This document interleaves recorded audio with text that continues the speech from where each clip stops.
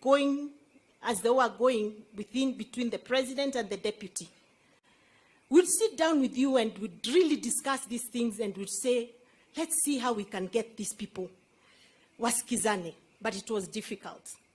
So the one thing I remember, and I'm looking forward to reading that chapter, was the day you were sacked. When I was sacked, it was in a PG in State House. And the first phone call I got when I left the gate of State House was from you. Come, you told me, no, sis, I'm so sorry. You didn't deserve this. I'm really sorry.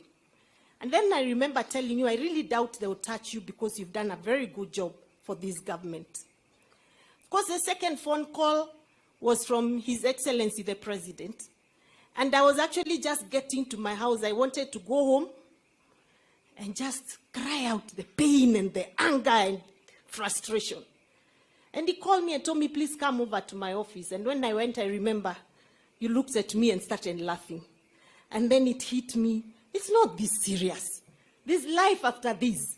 So we survived because of that encouragement. But fast forward, KICC, special PG is called. At one point, we were told the president is coming. The next point, we were told, no, to be on Zoom. And we are sitting there. And I sat at the end because we were already very tired of the government. And we were right at the corner. And I remember Duale was seated, of course, being the majority leader, is seated in front there. Then I watched as, MPs prosecuted the agenda. And I listened to the president say, sometimes friendships and leadership are different. And I'm like, what? Then the next thing, proposal. One lady stood up and said, we want to remove the majority leader. And another one who had no idea where she came from, supported. And Honorable Duale was gone in a second. And I think I felt more pain that day than I did when I was actually sent packing. Why? Because I didn't understand how somebody who has delivered so much for a government can be victimized for no apparent reason. So as we walked out, I remember walking to where the leader was, and I told him, I'm sorry, you didn't deserve this, but guess what? We'll live to fight another day. And our time is coming. And I didn't know you went through so much pain alone after that, but you never showed it. You went to the backbench and continued working like a normal member of parliament. So I want to really appreciate what you've been to us.